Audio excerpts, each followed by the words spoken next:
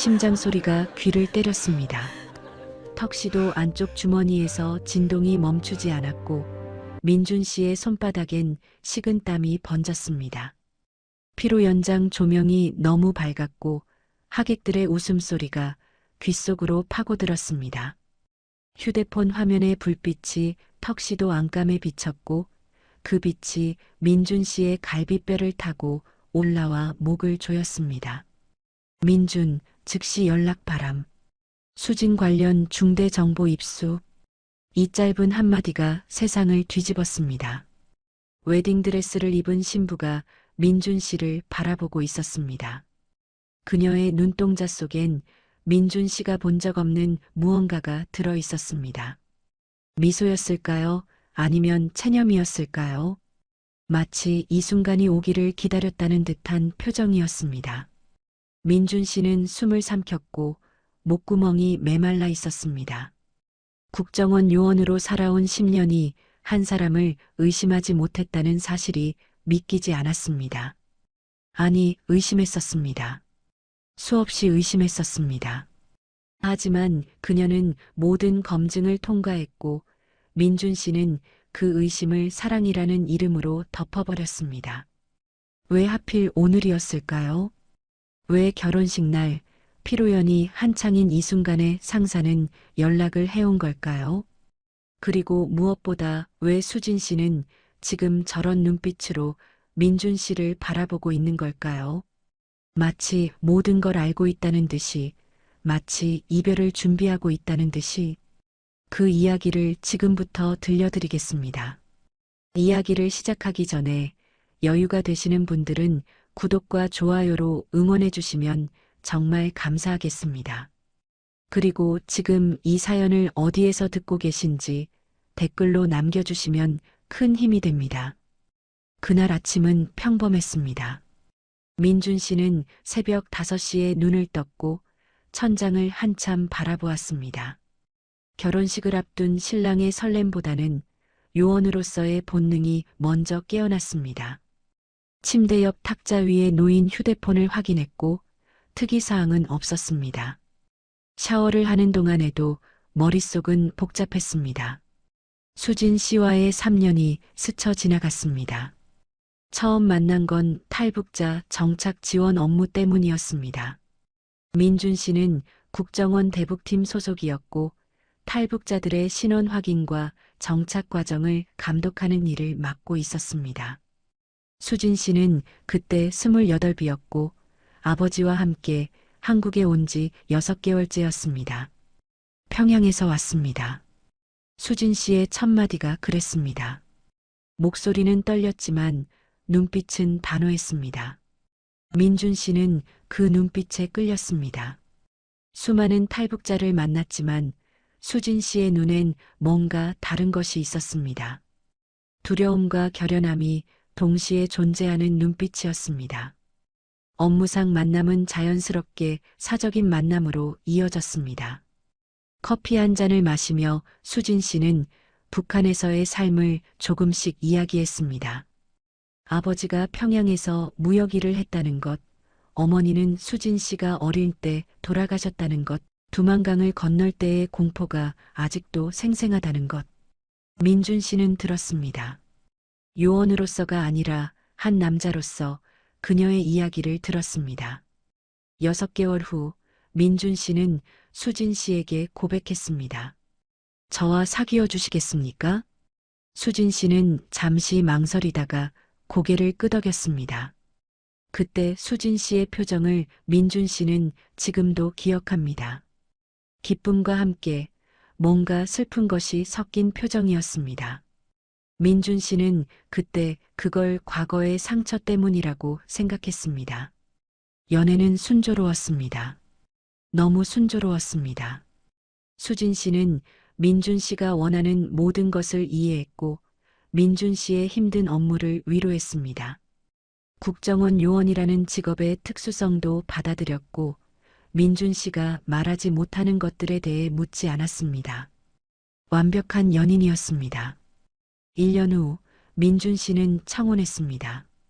한강공원에서였습니다. 석양이지는 강물 앞에서 무릎을 꿇었고 반지를 꺼냈습니다. 수진 씨는 울었습니다. 손으로 얼굴을 가리고 한참을 울었습니다. 민준 씨는 그게 기쁨의 눈물이라고 생각했습니다.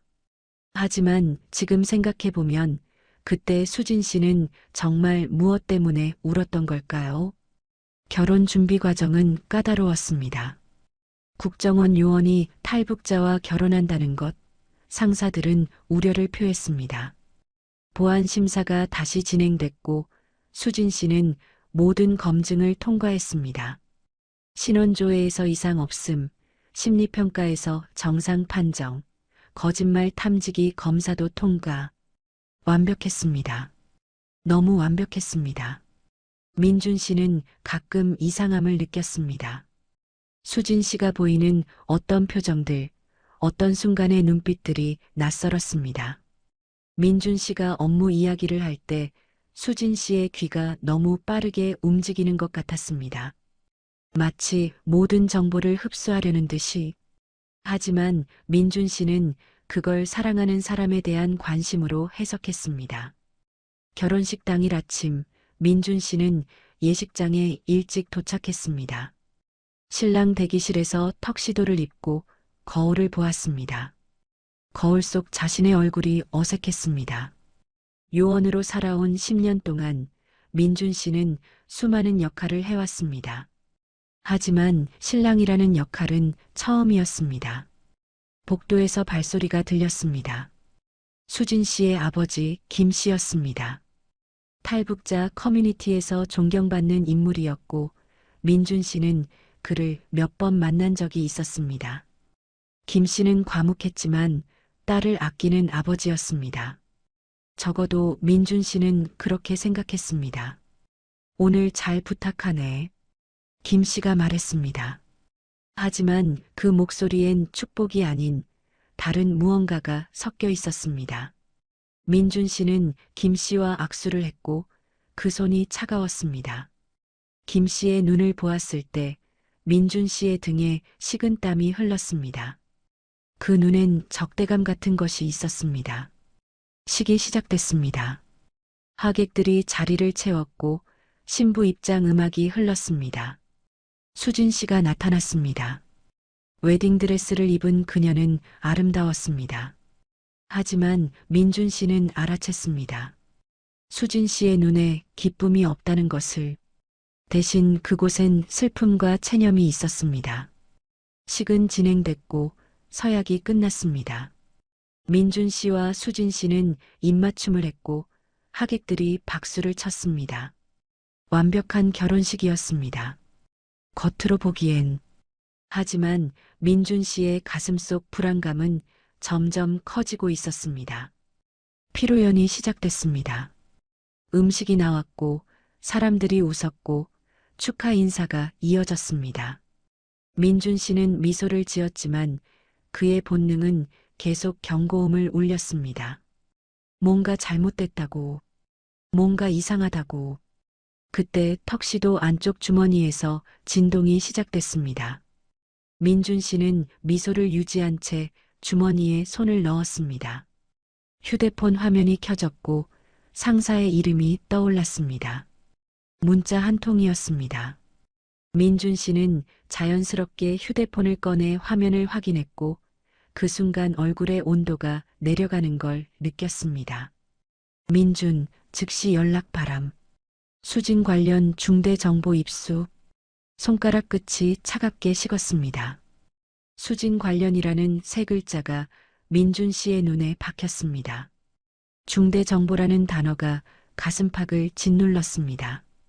국정원에서 15년을 일하며 민준 씨는 이런 문자를 수없이 받아봤지만 오늘만큼은 달랐습니다. 결혼식 날 피로연이 한창인 이 순간에 상사가 연락을 해온다는 것 자체가 심상치 않았습니다. 민준 씨는 고개를 들어 주변을 둘러봤습니다. 하객들은 웃고 있었고 음식을 먹고 있었고 축하 인사를 주고받고 있었습니다. 민준 씨의 동료들도 테이블에 앉아 담소를 나누고 있었습니다. 아무도 이상한 낌새를 눈치채지 못했습니다. 겉으로 보기엔 완벽한 결혼식이었습니다. 시선을 옆으로 돌렸을 때 수진 씨와 눈이 마주쳤습니다. 신부 테이블에 앉아있던 수진 씨가 민준 씨를 바라보고 있었습니다. 웨딩드레스의 하얀 레이스가 조명을 받아 빛났지만 그녀의 얼굴엔 그림자가 드리워져 있었습니다. 수진 씨의 눈빛이 이상했습니다. 슬픔도 아니고 두려움도 아니고 그렇다고 기쁨도 아니었습니다. 마치 모든 걸 알고 있다는 듯한 체념한 듯한 눈빛이었습니다. 민준 씨는 억지로 미소를 지으며 자리에서 일어났습니다. 잠깐 화장실 좀 다녀올게요. 옆 테이블에 앉은 동료에게 말했고 동료는 고개를 끄덕였습니다. 민준 씨는 피로 연장을 빠져나왔습니다. 복도로 나오자 시끄러운 음악 소리가 멀어졌고 정적이 귀를 눌렀습니다. 심장 소리가 복도에 울려 퍼지는 것 같았습니다. 화장실 앞에 도착했지만 민준 씨는 들어가지 않았습니다. 대신 비상구 쪽으로 걸어가 문을 열었고 계단참에 섰습니다. 차가운 공기가 얼굴에 닿았습니다. 민준 씨는 휴대폰을 꺼내 상사에게 전화를 걸었습니다. 신호음이 한번 울리기도 전에 상대방이 받았습니다. 민준이냐? 상사의 목소리였습니다. 평소보다 낮고 긴장된 목소리였습니다. 네, 팀장님. 무슨 일입니까? 민준 씨의 목소리도 떨렸습니다. 상사는 잠시 침묵했고 그 침묵이 민준 씨의 등골을 타고 올라왔습니다. 지금 어디 있나? 결혼식장입니다. 피로연 중이었습니다. 알고 있네. 자네 결혼식이니까. 하지만 지금 당장 본부로 와야 할 것 같네. 민준 씨의 손에 땀이 흘렀습니다. 휴대폰을 쥔 손가락에 힘이 들어갔습니다. 무슨 일인지 말씀해 주십시오. 상사가 한숨을 쉬었습니다. 수화기 너머로 들리는 그 한숨이 민준 씨의 가슴을 무겁게 짓눌렀습니다. 수진 씨 아버지, 김철수 씨 말일세. 우리가 추가 조사를 진행했는데 문제가 발견됐네. 민준 씨의 입이 말랐습니다. 목구멍이 조여오는 것 같았습니다. 어떤 문제입니까? 김철수 씨가 탈북자가 아닐 가능성이 높네. 북한 공작원으로 추정되네. 세상이 멈췄습니다. 민준 씨는 계단 난간을 붙잡았습니다. 다리에 힘이 빠지는 것 같았습니다. 북한 공작원이라는 단어가 머릿속을 맴돌았습니다. 그게 무슨 말씀입니까? 김철수 씨는 모든 검증을 통과했습니다. 신원조회도 탈북자 인증도 다 끝났습니다. 그래, 그렇게 알고 있었네. 하지만 중국 쪽 정보기관으로부터 새로운 정보가 들어왔네. 김철수라는 이름의 탈북자는 실제로 존재했지만 2005년에 중국에서 사망했네. 지금 한국에 있는 김철수는 그 사람의 신원을 도용한 것으로 보이네. 민준 씨의 머릿속이 하얗게 변했습니다. 2005년이면 20년 전이었습니다. 그렇다면 지금의 김 씨는 20년 동안 한국에서 가짜 신분으로 살아온 겁니까? 그렇다면 수진 씨는? 민준 씨가 물었습니다. 목소리가 갈라졌습니다. 상사는 다시 침묵했습니다. 그 침묵이 답이었습니다. 아직 확실하진 않네. 하지만 아버지가 공작원이라면 딸도 연루됐을 가능성을 배제할 수 없네. 지금 본부에서 긴급 회의가 소집됐네. 자네가 직접 와야 할 것 같네. 민준 씨는 벽에 등을 기댔습니다. 차가운 벽의 감촉이 등을 타고 올라왔습니다. 3년이 스쳐 지나갔습니다. 수진 씨와의 모든 순간들이 머릿속에서 재생됐습니다. 첫 만남, 첫 데이트, 첫 키스, 청혼하던 날. 그게 다 진짜였을까요? 아니면 연기였을까요? 팀장님, 저는 지금 결혼식 중입니다. 피로연이 한창입니다. 알고 있네. 하지만 이건 국가안보 사안일세. 자네도 요원이니까 이해할 걸세. 민준 씨는 눈을 감았습니다. 요원으로서의 의무와 남편으로서의 감정이 충돌했습니다. 하지만 민준 씨는 이미 답을 알고 있었습니다. 요원이 먼저였습니다. 항상 그랬습니다. 30분 후에 도착하겠습니다. 전화를 끊었습니다. 민준 씨는 휴대폰을 주머니에 넣고 계단참에 서서 한참을 망연히 서 있었습니다. 아래층에서 피로 연장의 웃음소리가 희미하게 들려왔습니다. 그 웃음소리가 이제는 조롱처럼 들렸습니다. 수진 씨의 얼굴이 떠올랐습니다. 아까 그녀가 보였던 눈빛이 이제 이해가 됐습니다. 체념과 슬픔이 섞인 그 눈빛, 마치 모든 걸 알고 있었다는 듯한 표정. 혹시 수진 씨도 알고 있었던 걸까요? 오늘 이 모든 게 끝날 거라는 걸, 결혼식이 마지막이 될 거라는 걸. 민준 씨는 다시 복도로 나왔습니다. 피로 연장으로 돌아가야 했습니다. 하지만 발이 떨어지지 않았습니다. 저 문을 열고 들어가면 수진 씨를 봐야 했습니다. 그녀의 눈을 봐야 했습니다. 그리고 거짓말을 해야 했습니다. 아무 일도 없다는 듯이 미소를 지어야 했습니다. 민준 씨는 심호흡을 했습니다. 그리고 문을 열었습니다. 피로 연장의 소음이 다시 귀를 때렸습니다. 민준 씨는 미소를 지으며 자기 자리로 돌아왔습니다. 수진 씨가 민준 씨를 봤습니다. 그녀의 눈엔 질문이 있었습니다. 민준 씨는 고개를 끄덕이며 괜찮다는 신호를 보냈습니다. 하지만 민준 씨의 심장은 폭발할 것처럼 뛰고 있었습니다. 턱시도 안쪽 셔츠가 땀으로 젖어 들어가고 있었습니다. 민준 씨는 옆 테이블 동료에게 다가가 작게 속삭였습니다. 긴급 호출이 떨어졌어. 지금 당장 본부로 가봐야 할 것 같아. 동료가 놀란 표정으로 민준 씨를 봤습니다. 지금 결혼식 날인데? 나도 어쩔 수 없어. 국가안보 사안이래. 민준 씨는 수진 씨에게 다가갔습니다. 그녀는 여전히 신부 테이블에 앉아 있었습니다. 민준 씨가 그녀의 귀에 대고 속삭였습니다. 미안해요. 긴급 호출이 와서 본부에 다녀와야 할 것 같아요. 수진 씨가 민준 씨를 올려다봤습니다. 그녀의 눈엔 놀람이 없었습니다. 마치 예상하고 있었다는 듯한 표정이었습니다. 가세요. 수진 씨가 조용히 말했습니다. 그 목소리엔 체념이 깔려 있었습니다. 민준 씨는 피로 연장을 나섰습니다.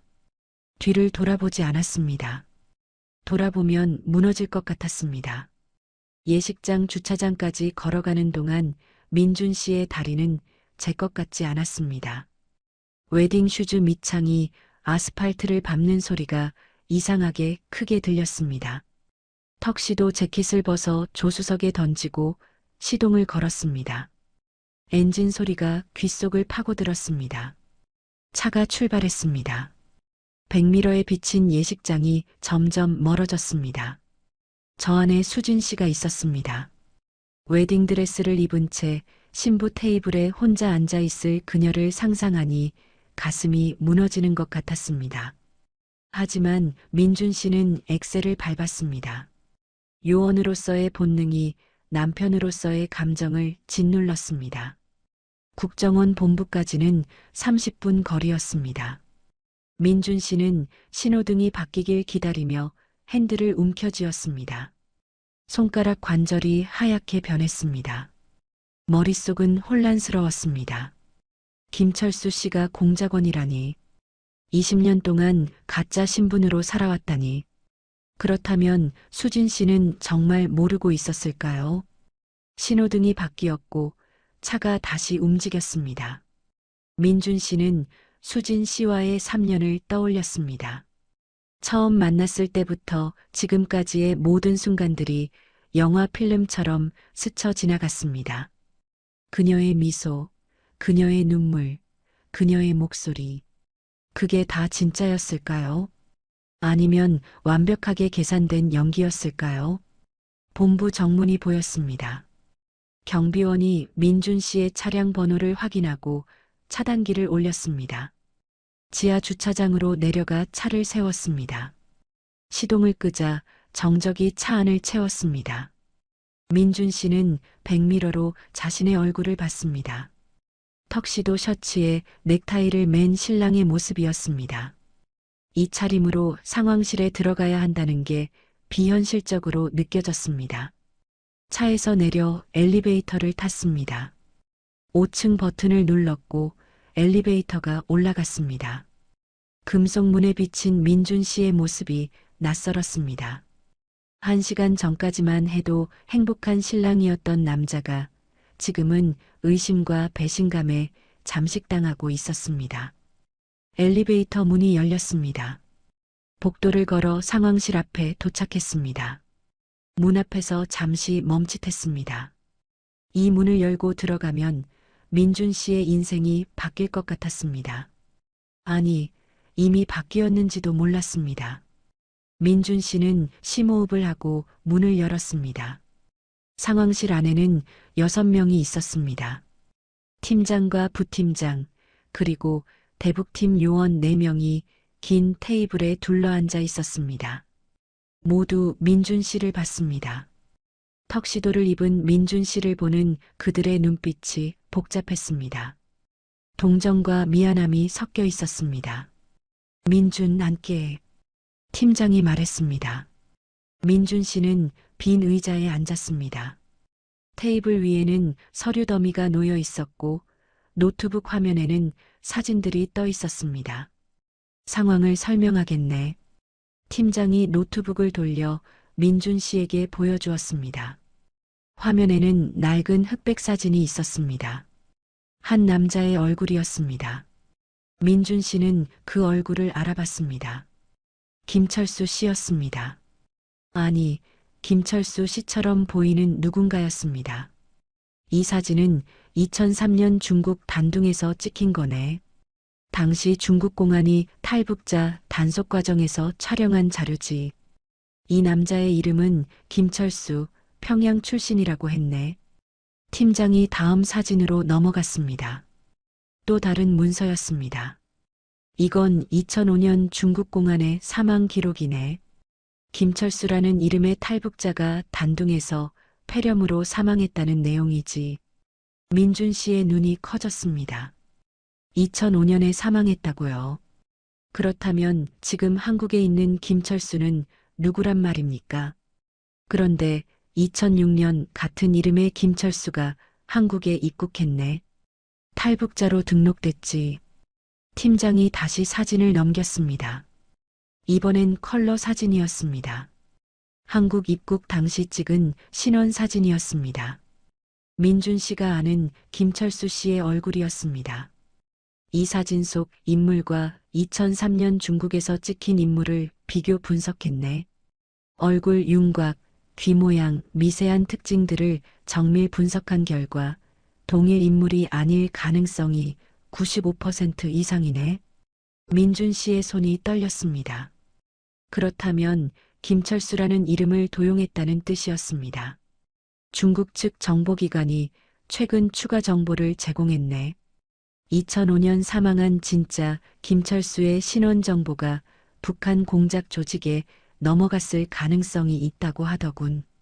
부팀장이 끼어들었습니다. 민준, 자네가 만난 김철수는 북한에서 파견된 공작원으로 추정되네. 20년 동안 탈북자 커뮤니티를 거점으로 활동하며 정보를 수집하고 포석 공작을 벌여온 것으로 보이네. 민준 씨는 의자 등받이에 몸을 기댔습니다. 머리가 어지러웠습니다. 20년이라니. 그렇게 오랜 시간 동안 아무도 눈치채지 못했다는 게 믿기지 않았습니다. 그렇다면 수진 씨는요? 민준 씨가 물었습니다. 목소리가 갈라졌습니다. 팀장은 잠시 침묵했습니다. 그게 문제일세. 수진 씨의 신원도 재조사 중이네. 만약 김철수가 공작원이라면 그의 딸도 연루됐을 가능성을 배제할 수 없네. 민준 씨의 가슴이 무너졌습니다. 하지만 수진 씨는 모든 검증을 통과했습니다. 거짓말 탐지기도 심리평가도 다 통과했습니다. 그래, 알고 있네. 하지만 자네도 알다시피 고도로 훈련된 공작원은 거짓말 탐지기도 통과할 수 있네. 게다가 자네에게 접근한 것 자체가 계획된 작전이었을 가능성도 있네. 민준 씨는 고개를 저었습니다. 믿고 싶지 않았습니다. 수진 씨가 자신을 속였다는 걸, 3년간의 사랑이 거짓이었다는 걸, 증거가 있습니까? 아직 확실한 증거는 없네. 하지만 정황상 의심스러운 점들이 있네. 팀장이 노트북을 다시 조작했습니다. 화면에 새로운 문서가 떠올랐습니다. 수진 씨가 자네를 처음 만난 시점을 보게 2022년 3월이지. 그런데 그 직전인 2월에 김철수가 탈북자 커뮤니티 모임에서 자네 이야기를 꺼낸 적이 있네. 민준 씨의 등에 식은땀이 흘렀습니다. 어떤 이야기입니까? 국정원 대북팀에 젊은 요원이 있는데 탈북자 지원 업무를 맡고 있다는 내용이었네. 당시 우리 정보원이 그 대화를 보고했었지. 하지만 그때는 대수롭지 않게 넘어갔지.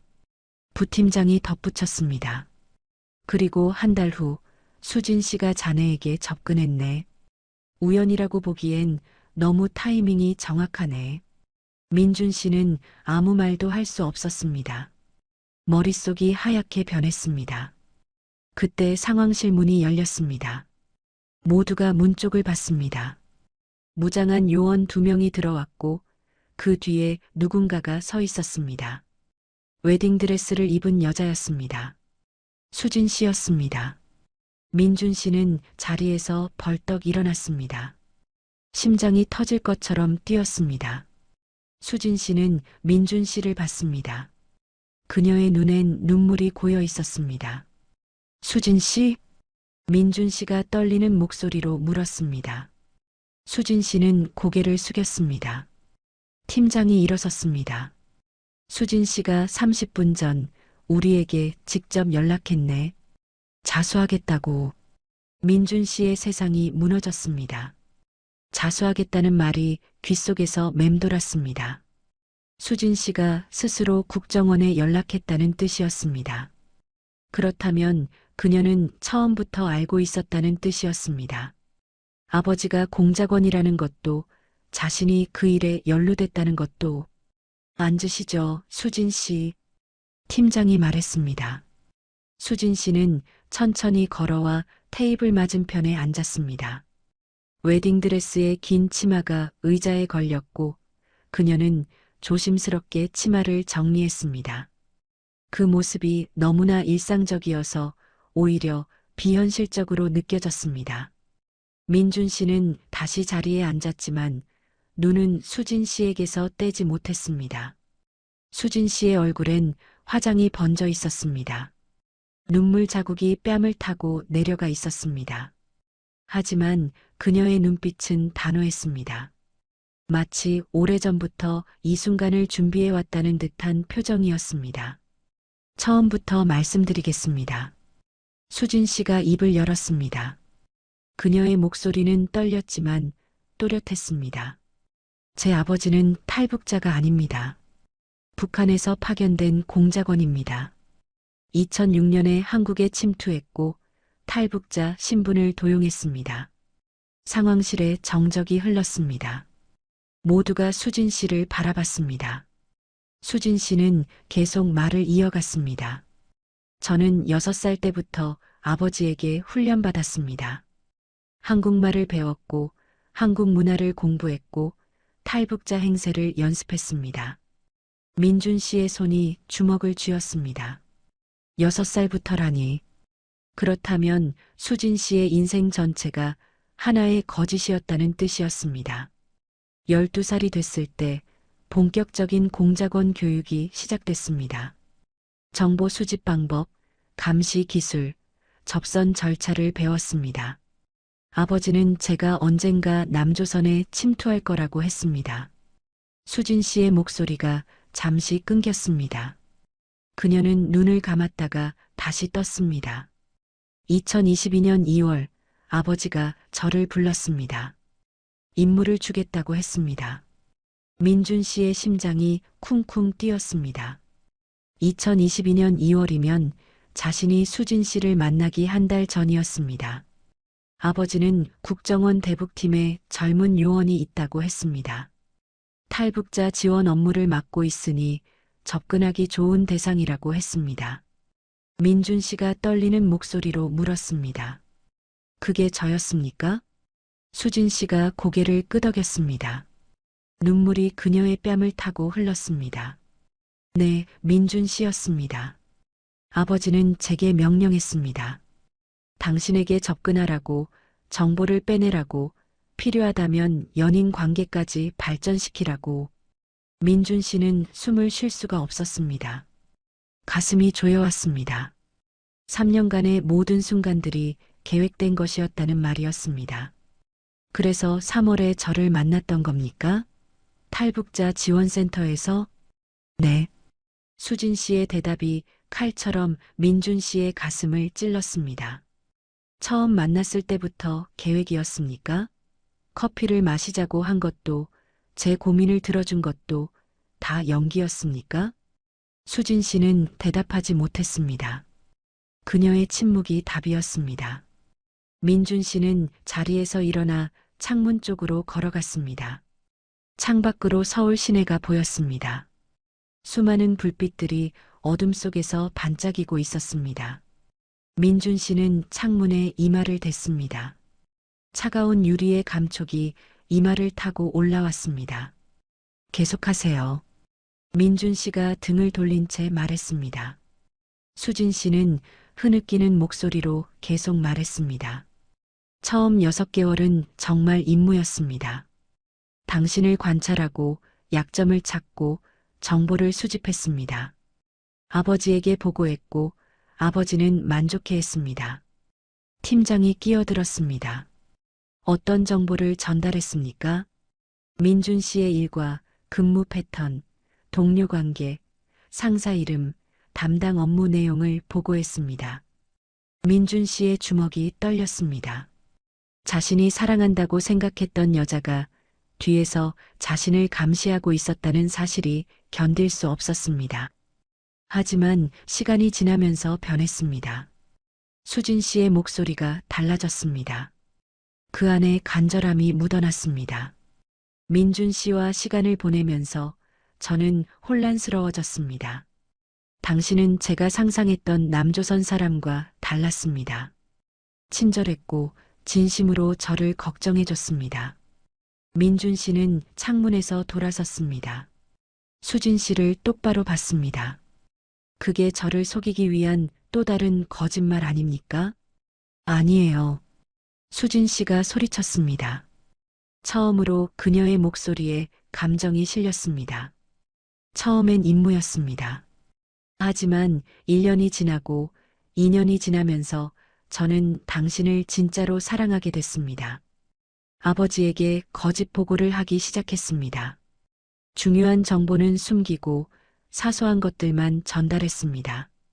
부팀장이 물었습니다. 그걸 증명할 수 있습니까? 네, 제가 아버지에게 보낸 보고서를 가지고 왔습니다. 그리고 아버지의 공장망 명단도 가져왔습니다. 수진 씨는 웨딩드레스 안쪽에서 USB를 꺼냈습니다. 작은 검은색 USB였습니다. 팀장이 그것을 받아 노트북에 꽂았습니다. 화면에 파일 목록이 떠올랐습니다. 수십 개의 문서와 사진 파일들이었습니다. 팀장이 파일 하나를 열었습니다. 한글로 작성된 보고서였습니다. 민준 씨의 이름이 보였고 날짜는 2022년 5월이었습니다. 내용을 읽어 내려가던 팀장의 얼굴이 굳었습니다. 이게 전부입니까? 아니요, 더 있습니다. 아버지의 거점 주소, 연락책 명단, 접선 장소, 암호 체계까지 모두 담았습니다.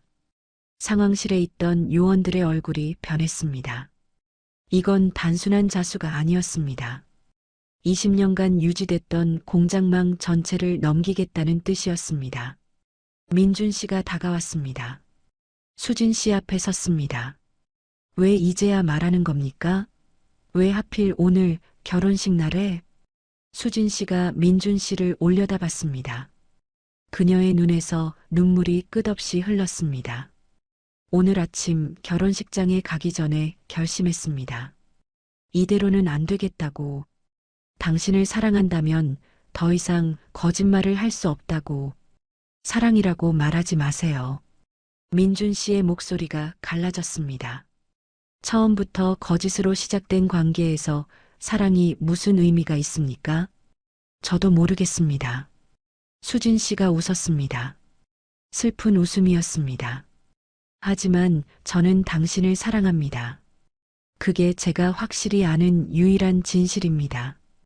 민준 씨는 고개를 돌렸습니다. 수진 씨를 더 이상 볼 수가 없었습니다. 팀장이 USB 내용을 확인하며 말했습니다. 이 정보가 사실이라면 김철수와 연결된 공장망을 일망타진할 수 있습니다. 수진 씨, 당신은 보호 증인 프로그램에 들어가게 될 겁니다. 알고 있습니다. 수진 씨가 조용히 대답했습니다. 그리고 민준 씨와의 결혼은 법적으로 무효가 될 겁니다. 당신의 신원 자체가 조작된 것이니까요. 그것도 알고 있습니다. 민준 씨는 창문 밖을 바라봤습니다. 1시간 전까지만 해도 결혼식을 올리고 있었습니다. 행복한 신랑이었습니다. 하지만 지금은 배신당한 요원이었습니다. 민준 씨, 수진 씨가 불렀습니다. 민준 씨는 돌아보지 않았습니다. 제가 당신에게 한 말들, 당신과 보낸 시간들이 모두 거짓은 아니었습니다.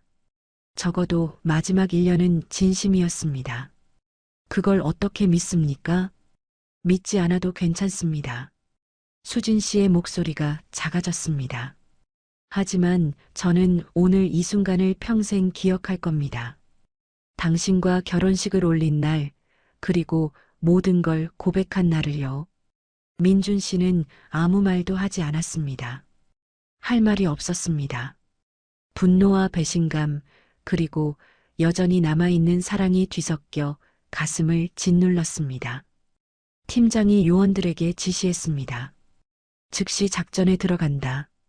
김철수와 명단에 있는 인원들을 동시에 체포한다. 요원들이 자리에서 일어났습니다. 상황실이 분주해졌습니다. 수진 씨는 여전히 의자에 앉아 있었습니다. 웨딩드레스를 입은 그녀의 모습이 처량해 보였습니다. 민준 씨는 상황실을 나갔습니다. 더 이상 그곳에 있을 수 없었습니다. 복도를 걸으며 민준 씨는 벽에 손을 짚었습니다. 다리에 힘이 빠지는 것 같았습니다. 턱시도 셔츠가 땀으로 흠뻑 젖어 있었고 넥타이가 목을 조르는 것 같았습니다. 민준 씨는 넥타이를 풀어 주머니에 넣었습니다. 화장실로 들어가 세면대에 손을 짚었습니다. 거울 속 자신의 얼굴을 봤습니다. 창백한 얼굴에 눈가가 붉어져 있었습니다. 이 사람이 정말 자신인지 알 수 없었습니다. 1시간 전에 행복한 신랑은 어디로 갔을까요? 찬물을 틀어 얼굴을 씻었습니다. 차가운 물이 뺨을 타고 흘렀지만 머릿속의 혼란은 가라앉지 않았습니다. 휴대폰이 진동했습니다. 팀장으로부터 온 문자였습니다. 작전 개시. 1시간 내 12개 거점 동시 타격. 민준 씨는 휴대폰을 꺼내 화면을 봤습니다. 시각은 오후 8시 20분이었습니다. 피로연이 끝날 시간이었습니다. 하객들은 집으로 돌아가고 있을 것이고 신부는 국정원 상황실에 앉아 있을 것이었습니다. 문이 열렸고 부팀장이 들어왔습니다. 민준, 괜찮나? 민준 씨는 고개를 저었습니다. 괜찮을 리 없었습니다. 작전에 참여하게, 김철수 체포조에 합류하게. 제가요? 자네가 김철수를 가장 잘 아는 사람 아닌가? 3년 동안 가까이서 관찰했잖나. 민준 씨는 잠시 망설였습니다. 장인이 될 뻔한 남자를 체포하러 가야 한다니. 하지만 민준 씨는 고개를 끄덕였습니다. 요원으로서 해야 할 일이었습니다. 30분 후 민준 씨는 작전 차량에 타고 있었습니다. 방탄조끼를 입고 권총을 찼습니다. 턱시도 재킷 대신 검은색 작전복을 입었습니다. 차 안에는 5명의 요원이 더 있었고 모두 긴장한 표정이었습니다. 목표 지점까지 10분. 운전석의 요원이 말했습니다. 민준 씨는 창밖을 봤습니다. 서울 시내를 가로질러 강북으로 향하고 있었습니다. 김철수의 집은 미아동에 있었습니다. 탈북자들이 많이 사는 동네였습니다. 수진 씨가 제공한 정보에 따르면 김철수는 매일 밤 9시에 집에 있다고 합니다. 작전 지휘관이 브리핑했습니다. 단독주택 2층 구조이고 비상탈출구는 뒤편 창문입니다. 무기 소지 가능성이 있으니 조심하십시오. 민준 씨는 고개를 끄덕였습니다. 김철수의 집을 떠올렸습니다. 몇 번 방문했던 곳이었습니다. 수진 씨와 함께 저녁을 먹었던 식탁, 거실에 걸린 가족 사진, 작은 마당의 화분들, 그 모든 것이 거짓 위에 세워진 무대였다는 게 믿기지 않았습니다. 차가 목표 지점 근처에 도착했습니다. 불을 끄고 조용히 이동했습니다. 다른 팀들도 동시에 각자의 목표 지점으로 움직이고 있었습니다. 무전기에서 각 팀의 보고가 들려왔습니다. 2팀 목표 지점 도착, 5팀 대기 중, 7팀 준비 완료. 민준 씨가 속한 1팀은 김철수의 집 앞 골목에 섰습니다. 집 안에 불이 켜져 있었습니다. 거실 창문으로 실루엣이 보였습니다. 누군가 움직이고 있었습니다. 민준 씨는 숨을 깊이 들이마셨습니다. 전팀 준비 완료. 3, 2, 1 돌입. 지휘관의 명령이 떨어졌습니다. 요원 2명이 현관문을 부수고 들어갔습니다. 민준 씨도 뒤따라 집 안으로 뛰어들었습니다. 거실에 김철수가 서 있었습니다. 그는 놀라지 않았습니다. 마치 이 순간을 기다렸다는 듯한 표정이었습니다. 손들어. 국정원이다. 요원이 소리쳤습니다. 김철수는 천천히 손을 들었습니다. 그의 눈이 민준 씨를 봤습니다. 찬 미소가 입가에 번졌습니다. 사위가 직접 왔구만. 김철수가 말했습니다. 그 목소리엔 조롱이 섞여 있었습니다. 바닥에 엎드려. 요원이 다가가 김철수를 제압했습니다. 수갑이 채워졌고 김철수는 저항하지 않았습니다. 민준 씨는 거실을 둘러봤습니다. 식탁 위에 저녁 식사 흔적이 있었습니다. 밥그릇 하나, 국그릇 하나. 혼자 먹었던 것 같았습니다. 벽에 걸린 가족 사진이 눈에 들어왔습니다. 어린 수진이 아버지와 함께 웃고 있는 사진이었습니다. 수색 시작. 지휘관이 명령했습니다. 요원들이 집 안 곳곳을 뒤지기 시작했습니다. 2층으로 올라가는 소리, 서랍을 여는 소리, 가구를 옮기는 소리가 들렸습니다. 민준 씨는 김철수 앞에 섰습니다. 바닥에 엎드린 김철수가 고개를 들어 민준 씨를 봤습니다. 수진이가 넘긴 거지? 김철수가 물었습니다. 민준 씨는 대답하지 않았습니다. 그 아이가 결국 날 배신했구만. 아버지를. 당신은 아버지가 아닙니다. 민준 씨가 차갑게 말했습니다. 6살 아이를 공작원으로 키운 사람이 무슨 아버지입니까? 김철수가 웃었습니다. 비웃음 같은 웃음이었습니다. 자네는 모르겠지. 우리가 어떤 세상을 위해 싸우는지. 수진이도 언젠간 이해할 거야. 자신이 한 선택을 후회하게 될 거야. 후회하는 건 당신일 겁니다. 민준 씨는 돌아섰습니다. 더 이상 김철수와 말하고 싶지 않았습니다. 2층에서 발견했습니다. 위층에서 요원이 소리쳤습니다. 민준 씨는 계단을 올라갔습니다. 작은 방문이 열려 있었고 그 안에 책상이 있었습니다. 책상 서랍이 열려 있었고 요원이 서류 뭉치를 꺼내고 있었습니다. 암호문으로 보입니다. 그리고 이것도요. 요원이 작은 무전기를 보여줬습니다. 일반 무전기와 달리 특수 제작된 것으로 보였습니다. 민준 씨는 방 안을 둘러봤습니다. 벽에 지도가 붙어 있었습니다. 서울 지도였고 몇 군데에 빨간 점이 표시돼 있었습니다. 거점 위치로 보였습니다. 사진 찍고 모두 압수. 지휘관이 지시했습니다. 무전기에서 보고가 이어졌습니다. 3팀 목표 확보 완료. 6팀 목표 확보 완료. 9팀 목표 도주 시도했으나 체포 완료. 하나둘씩 공작원들이 체포되고 있었습니다. 수진 씨가 넘긴 명단의 사람들이 동시에 붙잡히고 있었습니다. 20년 동안 유지됐던 공작망이 단 1시간 만에 무너지고 있었습니다. 1시간 후 작전이 종료됐습니다. 총 12명이 체포됐습니다. 김철수를 포함해 북한에서 파견된 공작원 4명, 그들에게 포섭된 협력자 8명이었습니다. 압수한 증거물도 상당했습니다. 암호문, 통신장비, 공작금, 지령서 등이 쏟아져 나왔습니다. 민준 씨는 작전 차량에 타고 본부로 돌아갔습니다. 창밖으로 서울 야경이 흘러갔습니다. 불과 몇 시간 전 민준 씨는 결혼식장에서 행복한 시간을 보내고 있었습니다. 하지만 지금은 공작원 체포 작전에서 돌아오는 길이었습니다.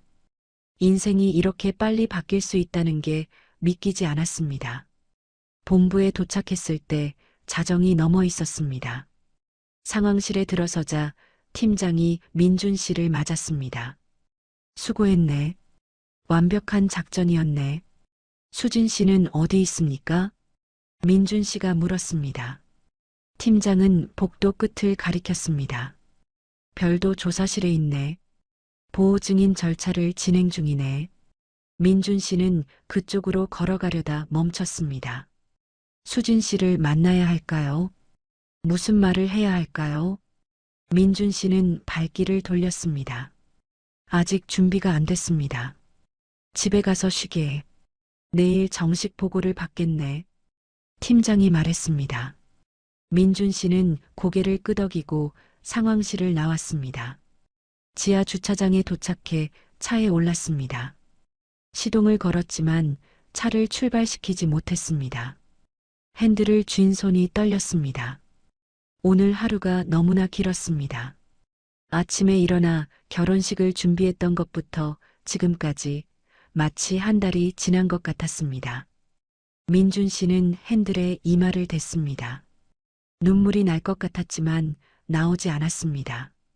요원으로 훈련받은 15년이 감정을 꽁꽁 묶어두고 있었습니다. 하지만 가슴속 깊은 곳에선 무언가가 부서지고 있었습니다. 사랑이었을까요? 신뢰였을까요? 아니면 행복에 대한 기대였을까요? 민준 씨는 차를 몰아 집으로 향했습니다. 빈집이 기다리고 있었습니다. 오늘 밤 이 집엔 신부가 없었습니다. 신혼여행 가방이 현관에 놓여 있을 것이고 침실엔 깨끗한 이불이 펴져 있을 것이었습니다. 하지만 그 모든 준비는 이제 의미가 없었습니다. 결혼은 끝났습니다. 시작도 하기 전에 민준 씨는 현관문을 열었습니다. 불을 켜자 거실이 환하게 밝아졌습니다. 모든 것이 그대로였습니다. 소파, 텔레비전, 책장, 식탁. 하지만 이상하게 낯설게 느껴졌습니다. 마치 다른 사람의 집에 들어온 것 같았습니다. 현관 옆에 신혼여행 가방이 놓여 있었습니다. 민준 씨는 그 가방을 봤습니다. 발리행 비행기 티켓이 내일 아침이었습니다. 수진 씨와 함께 일주일 동안 휴가를 보낼 예정이었습니다. 하지만 이제 그 계획은 의미가 없었습니다. 민준 씨는 가방을 벽 쪽으로 밀어냈습니다. 거실 소파에 앉았습니다. 작전복을 입은 채였습니다. 방탄조끼의 무게가 어깨를 짓눌렀지만 벗을 힘이 없었습니다. 민준 씨는 소파에 몸을 기대고 천장을 바라봤습니다.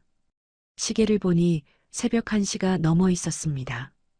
오늘 아침 민준 씨는 결혼식을 준비하며 일어났습니다. 그리고 지금 하루가 끝난 시점에 민준 씨는 공작원의 사위에서 배신당한 요원이 돼 있었습니다. 단 하루 만에 인생이 완전히 뒤집혔습니다. 휴대폰이 울렸습니다. 어머니로부터 온 전화였습니다. 민준 씨는 한참을 망설이다 받았습니다. 민준아, 괜찮니? 갑자기 나간다고 하고 연락이 없어서 걱정했어. 어머니의 목소리가 들렸습니다. 민준 씨는 입을 열었지만 말이 나오지 않았습니다.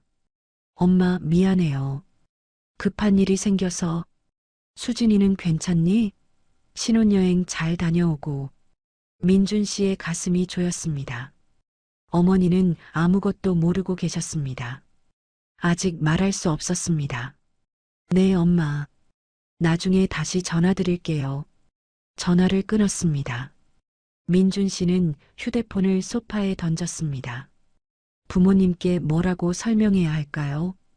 결혼식을 올린 지 몇 시간 만에 신부가 공작원의 딸로 밝혀졌다고 말해야 할까요? 민준 씨는 방탄조끼를 벗었습니다. 침실로 들어가 옷을 갈아입었습니다. 침대 위에 웨딩드레스 사진이 놓여 있었습니다. 결혼식 전에 찍은 스튜디오 사진이었습니다. 민준 씨와 수진 씨가 함께 웃고 있는 사진이었습니다. 민준 씨는 그 사진을 집어들었습니다. 사진 속 수진 씨의 미소가 진짜였을까요? 그녀가 보였던 행복한 표정이, 민준 씨를 바라보던 눈빛이 정말 진심이었을까요? 아니면 완벽하게 훈련된 연기였을까요? 민준 씨는 사진을 서랍에 넣었습니다. 더 이상 볼 수 없었습니다. 침대에 누웠지만 잠이 오지 않았습니다. 천장을 바라보며 민준 씨는 3년을 되돌아봤습니다. 수진 씨와의 첫 만남부터 오늘까지 모든 순간들이 떠올랐습니다. 처음 커피를 마시던 날, 처음 손을 잡았던 날, 처음 키스했던 날. 그 모든 순간이 계획된 것이었다는 게 믿기지 않았습니다. 하지만 한편으론 이해가 됐습니다. 수진 씨가 가끔 보였던 낯선 표정들, 질문에 너무 완벽하게 답하던 모습들, 민준 씨의 업무에 유독 관심이 많았던 것들, 그게 다 이유가 있었던 겁니다. 민준 씨는 그걸 눈치채면서도 사랑이라는 이름으로 외면했던 겁니다. 시계가 새벽 3시를 가리킬 때까지 민준 씨는 잠들지 못했습니다. 다음 날 아침 민준 씨는 눈을 떴습니다. 몸이 무거웠고 머리가 아팠습니다. 겨우 2시간 정도 잔 것 같았습니다. 침대에서 일어나 거실로 나왔습니다. 어제 밀어놨던 신혼여행 가방이 여전히 현관 옆에 있었습니다. 휴대폰을 확인했습니다. 팀장으로부터 문자가 와 있었습니다. 오전 10시 본부 출근. 김철수 조사 계속 진행. 민준 씨는 시계를 봤습니다. 9시였습니다. 서둘러야 했습니다. 샤워를 하고 정장을 입었습니다. 거울을 보니 눈 밑에 다크서클이 생겨 있었습니다. 민준 씨는 면도를 하고 머리를 빗었습니다. 겉으로 보기엔 평범한 요원의 모습이었습니다. 하지만 속은 텅 빈 것 같았습니다. 본부에 도착했을 때 10시 정각이었습니다. 상황실에 들어서자 팀장과 몇몇 요원들이 있었습니다. 밤새 조사가 진행됐던 것 같았습니다. 테이블 위에 서류와 증거물들이 쌓여 있었습니다. 민준 맞나? 앉게. 팀장이 말했습니다. 민준 씨는 의자에 앉았습니다. 밤새 김철수를 조사했네. 자백을 받았네. 팀장이 노트북을 돌려 보여줬습니다. 화면에 조서가 떠 있었습니다. 김철수는 1995년부터 북한 정찰총국 소속이었네. 2006년에 한국의 침투해 탈북자 커뮤니티를 거점으로 20년간 활동했네. 민준 씨는 화면을 읽었습니다. 김철수의 진짜 이름은 김영철이었고 평양 출신이 맞았습니다. 하지만 탈북자가 아니라 공작원으로 파견된 것이었습니다. 수진 씨는 어떻게 됐습니까? 민준 씨가 물었습니다. 팀장은 잠시 망설이다 대답했습니다. 수진 씨도 밤새 조사를 받았네. 보호 증인 프로그램 신청이 승인됐네. 새 신분을 받고 안전가옥으로 이동할 예정이네. 민준 씨의 가슴이 무거워졌습니다. 새 신분이라니. 그렇다면 수진이라는 이름도 그녀와 함께했던 모든 것도 사라지는 겁니까? 민준, 자네와 수진 씨의 결혼은 법적으로 무효 처리됐네. 수진 씨의 신원 자체가 조작된 것이니 혼인신고 자체가 성립되지 않았던 거네. 민준 씨는 고개를 끄덕였습니다. 예상했던 일이었습니다. 그리고 자네는 2주간 특별 휴가를 받게 될 거네. 정신적 충격도 컸을 테고 조사 과정에서도 협조가 필요할 거네. 팀장님, 제가 수진 씨를 만나볼 수 있을까요? 민준 씨가 물었습니다. 팀장은 난처한 표정을 지었습니다. 그게 좋을지 모르겠네만. 하지만 자네가 원한다면 허락하겠네. 마지막으로 정리할 말들이 있을 테니. 민준 씨는 자리에서 일어났습니다. 지금 가도 될까요? 3층 제2조사실에 있네. 가보게. 민준 씨는 상황실을 나와 3층으로 올라갔습니다. 복도를 걸으며 심장이 빠르게 뛰었습니다. 수진 씨를 다시 만난다는 게 두려웠습니다. 무슨 말을 해야 할지 모르겠습니다. 제2조사실 앞에 도착했습니다. 문 앞에서 잠시 망설였습니다. 민준 씨는 심호흡을 하고 노크했습니다. 들어오세요. 안에서 수진 씨의 목소리가 들렸습니다. 민준 씨는 문을 열었습니다. 조사실 안에 수진 씨가 앉아 있었습니다. 어제의 웨딩드레스 대신 회색 트레이닝복을 입고 있었습니다. 머리는 묶여 있었고 화장기 없는 얼굴이 창백했습니다. 하지만 그녀의 눈빛은 여전히 또렷했습니다. 민준 씨와 수진 씨의 눈이 마주쳤습니다. 한참 동안 아무도 말하지 않았습니다. 정적이 방을 채웠고 시계 초침 소리만 들렸습니다. 앉으세요. 수진 씨가 먼저 말했습니다. 민준 씨는 그녀 맞은편 의자에 앉았습니다. 테이블 하나를 사이에 두고 두 사람이 마주 앉았습니다.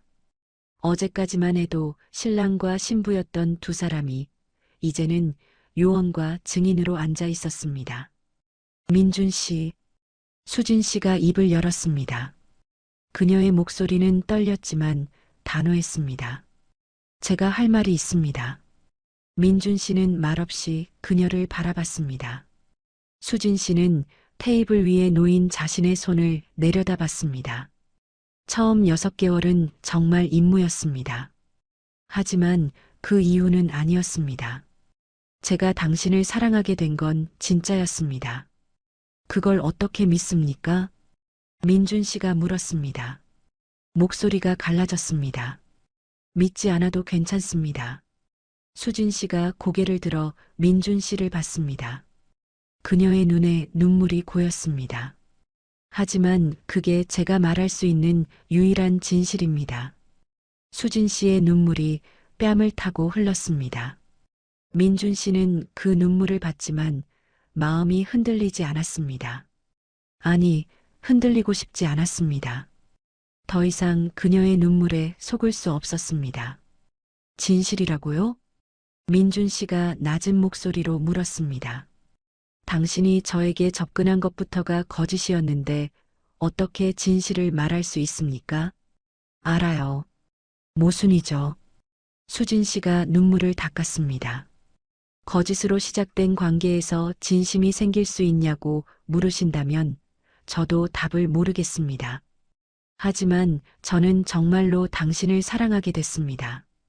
민준 씨는 고개를 저었습니다. 언제부터였습니까? 언제부터 저를 사랑했다는 겁니까? 수진 씨는 잠시 생각하다 대답했습니다. 정확히는 모르겠습니다. 서서히 변한 거니까요. 하지만 확실히 알게 된 건 1년쯤 지났을 때였습니다. 민준 씨는 그때를 떠올렸습니다. 1년 전이면 2023년 봄이었습니다. 민준 씨가 업무 스트레스로 힘들어할 때 수진 씨가 밤새 곁에 있어줬던 때였습니다. 그때 당신이 힘들어하는 모습을 보면서 깨달았습니다. 수진 씨가 말을 이었습니다. 제가 당신을 임무 대상으로 보고 있지 않다는 걸요. 당신이 아프면 저도 아팠고 당신이 웃으면 저도 기뻤습니다. 그런데도 아버지에게 보고를 계속했습니까? 민준 씨의 목소리가 차갑게 식었습니다. 수진 씨는 고개를 숙였습니다. 처음엔 그랬습니다. 하지만 그 이후부턴 거짓 보고를 했습니다. 중요한 정보는 숨기고 아버지가 원하는 걸 주지 않았습니다. 그게 사실입니까? USB에 있는 제 보고서를 확인해 보세요. 2023년 이후 보고서들은 대부분 사소한 내용뿐입니다. 민준 씨는 그 말을 믿어야 할지 확신이 서지 않았습니다. 하지만 한편으론 수진 씨가 거짓말을 할 이유도 없었습니다. 이미 모든 걸 자백한 상황이었으니까요. 아버지는 눈치챘습니까? 네, 작년부터 의심하기 시작했습니다. 수진 씨가 대답했습니다. 제가 제대로 된 정보를 가져오지 않으니까 화를 냈습니다. 심지어 다른 사람을 투입하겠다고 협박했습니다. 민준 씨의 눈이 커졌습니다. 다른 사람이요? 네, 아버지의 조직에는 또 다른 요원들이 있었습니다. 제가 실패하면 다른 사람이 당신에게 접근할 계획이었습니다. 민준 씨는 등골이 오싹해지는 걸 느꼈습니다. 그렇다면 수진 씨가 없었어도 누군가는 자신을 노렸을 거라는 뜻이었습니다. 그래서 결심했습니다. 수진 씨가 말을 계속했습니다. 이대로는 안 되겠다고, 아버지를 막아야겠다고. 하지만 용기가 나지 않았습니다. 아버지는 제게 유일한 가족이었으니까요. 그런데 왜 어제 결심했습니까? 왜 하필 결혼식 날? 민준 씨가 물었습니다. 수진 씨는 창문 밖을 바라봤습니다. 결혼식장 대기실에 혼자 앉아 있을 때였습니다. 웨딩드레스를 입고 거울을 보는데 제 모습이 너무 낯설었습니다. 수진 씨의 목소리가 떨렸습니다. 거울 속에 저는 행복한 신부 같았지만 제 안에선 모든 게 무너지고 있었습니다. 이대로 결혼하면 평생 거짓말을 하며 살아야 한다는 게 두려웠습니다. 민준 씨는 말없이 들었습니다.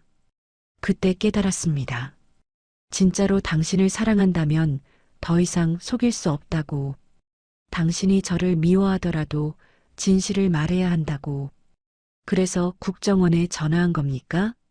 네, 식이 시작되기 전 새벽 6시에 전화했습니다.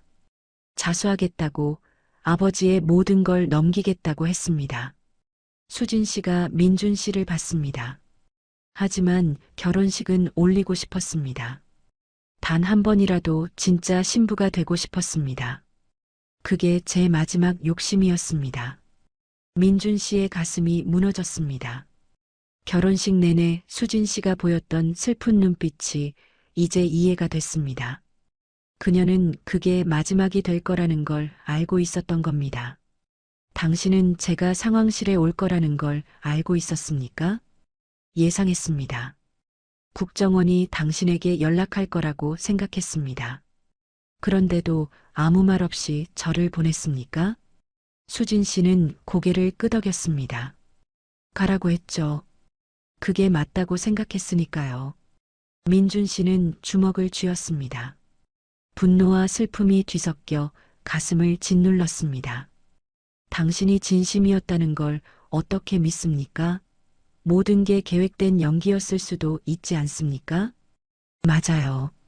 수진 씨가 조용히 말했습니다. 믿을 수 없을 겁니다.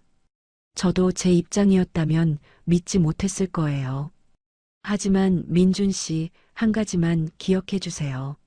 수진 씨는 테이블 너머로 손을 뻗었지만 민준 씨에게 닿지 않았습니다.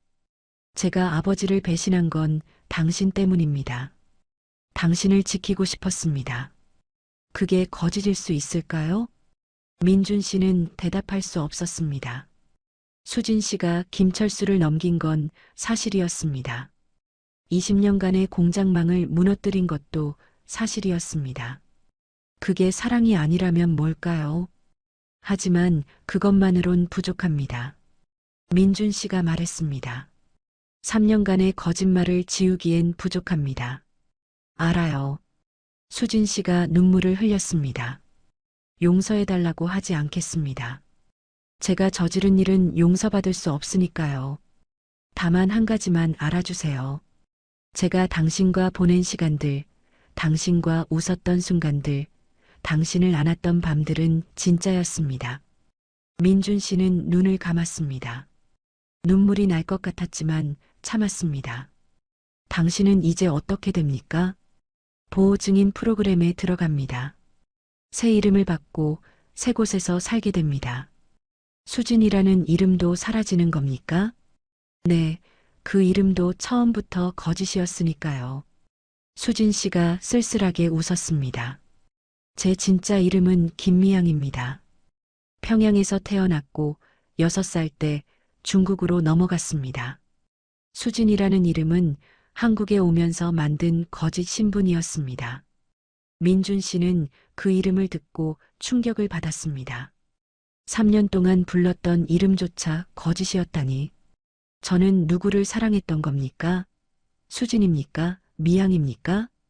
둘 다입니다. 수진 씨가 아니 미양 씨가 대답했습니다. 수진은 가짜 이름이었지만 당신과 함께 있을 때의 제 마음은 진짜였습니다. 미양이 수진이 되어 당신을 만났고 수진으로서 당신을 사랑했습니다. 민준 씨는 고개를 저었습니다. 이해할 수 없었습니다. 거짓과 진실이 너무 복잡하게 얽혀 있었습니다. 당신을 다시 볼 수 있습니까?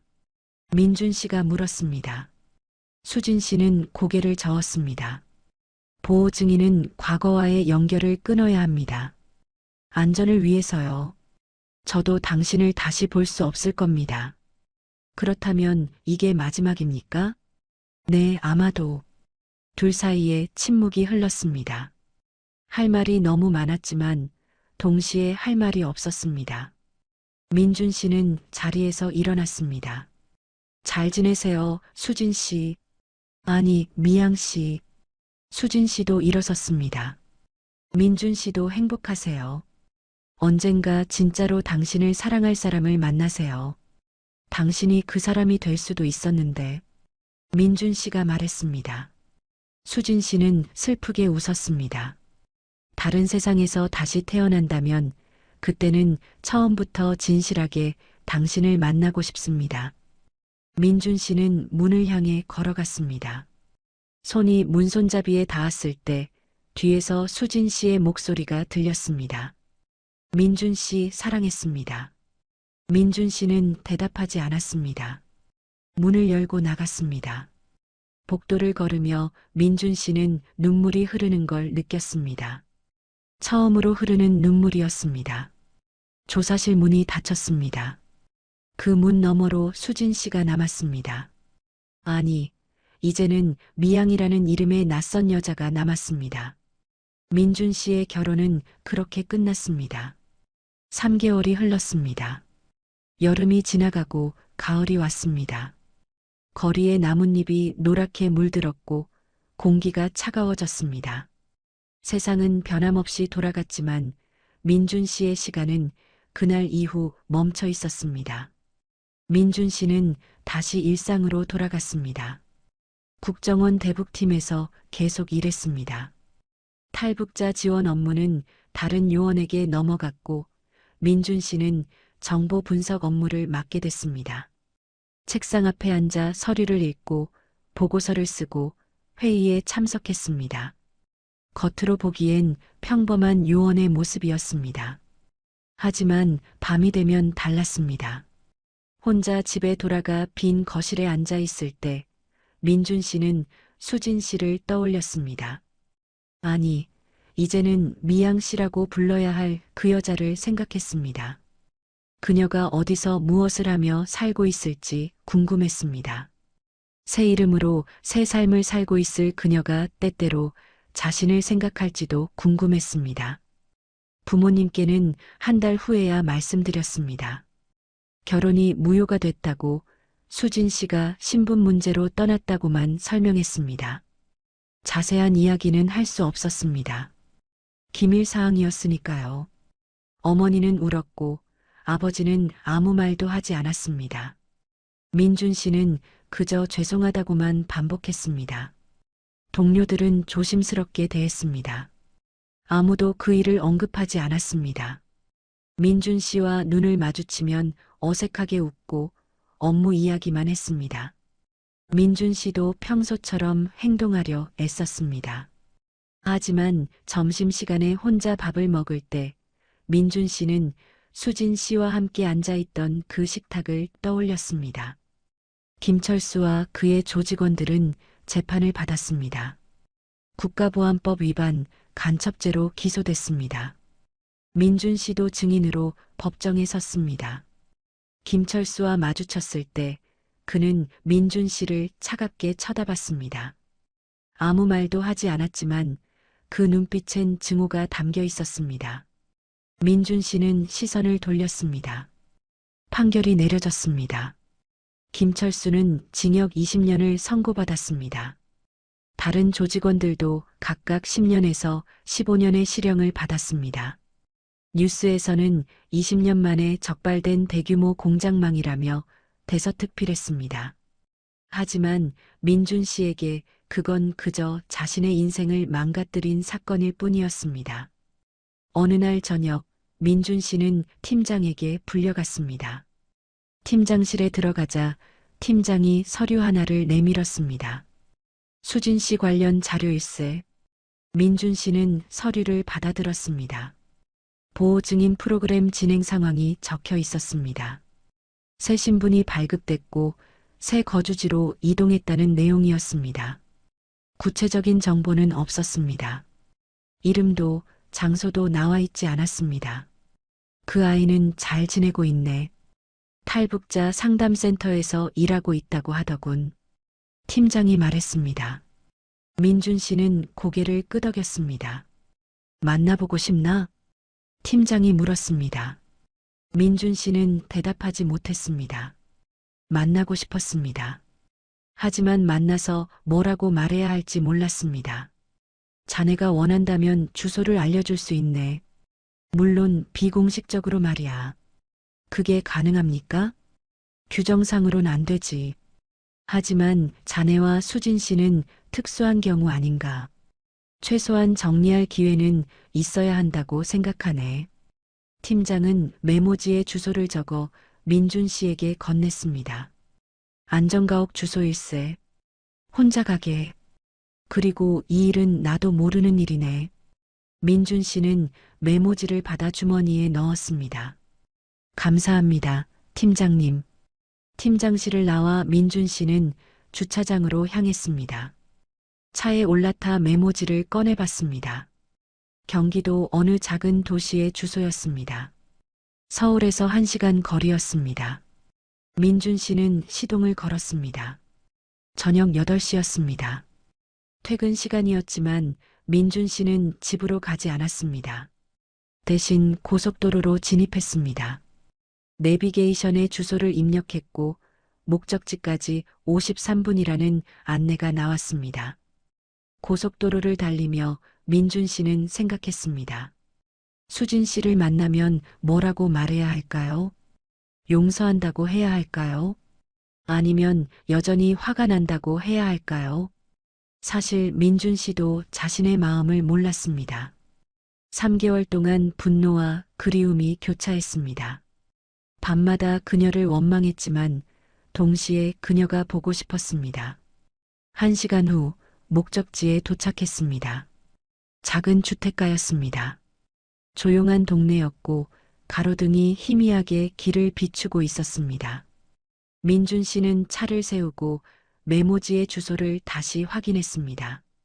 3층 다세대 주택의 201호였습니다. 차에서 내려 건물 앞에 섰습니다. 현관문이 닫혀 있었고 불빛이 창문으로 새어나왔습니다. 누군가 집에 있었습니다. 민준 씨는 심호흡을 했습니다. 손이 떨렸습니다. 초인종을 눌러야 할까요? 아니면 그냥 돌아가야 할까요? 민준 씨는 초인종을 눌렀습니다. 한참 후에 문이 열렸습니다. 수진 씨가 문 앞에 서 있었습니다. 짧게 자른 머리, 안경을 쓴 모습, 평범한 트레이닝복 차림. 3개월 전과는 다른 모습이었지만 그녀인 걸 알아볼 수 있었습니다. 수진 씨는 민준 씨를 보고 얼어붙었습니다. 민준 씨? 그녀의 목소리가 떨렸습니다. 민준 씨는 말없이 그녀를 바라봤습니다. 어떻게 여기를? 팀장님이 알려주셨습니다. 수진 씨는 잠시 망설이다 문을 활짝 열었습니다. 들어오세요. 민준 씨는 집 안으로 들어갔습니다. 작은 원룸이었습니다.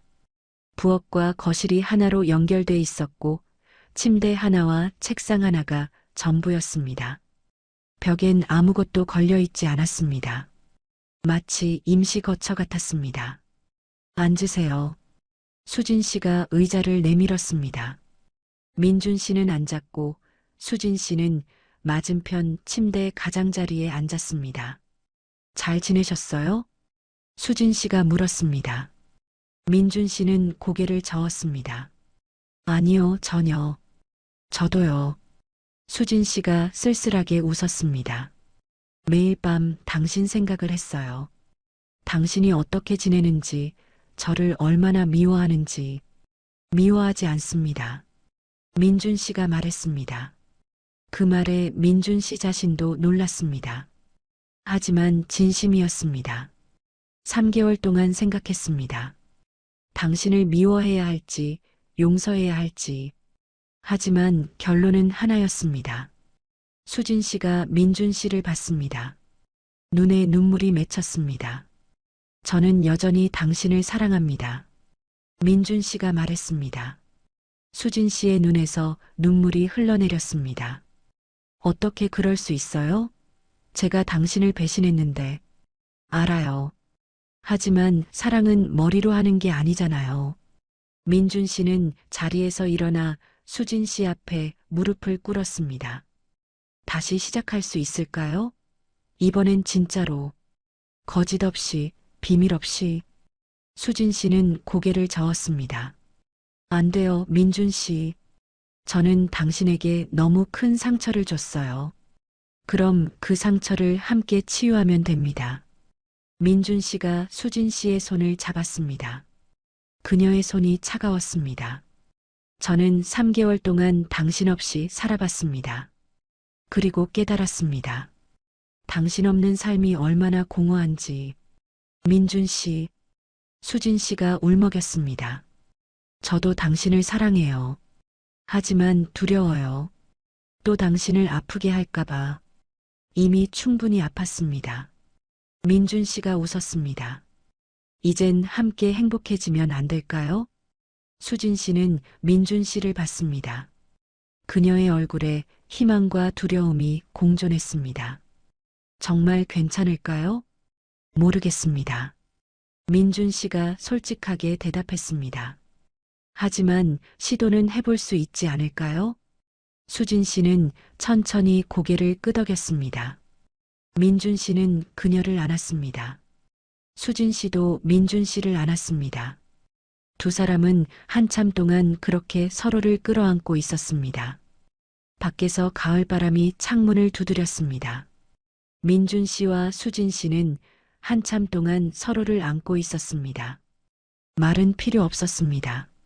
3개월간의 공백이 그들 사이에 있었지만 이 순간만큼은 그 시간이 의미 없게 느껴졌습니다. 수진 씨의 어깨가 미세하게 떨렸고 민준 씨는 그녀를 더 꽉 안았습니다. 한참 후에 두 사람은 서로에게서 떨어졌습니다. 수진 씨는 눈물을 닦았고 민준 씨는 그녀에게 미소를 지었습니다. 어색한 침묵이 흘렀지만 불편하지 않았습니다. 차 한 잔 드릴까요? 수진 씨가 물었습니다. 민준 씨는 고개를 끄덕였습니다. 수진 씨는 작은 부엌으로 가서 주전자에 물을 끓였습니다. 민준 씨는 그녀의 뒷모습을 바라봤습니다. 짧아진 머리, 달라진 옷차림, 작은 원룸의 풍경.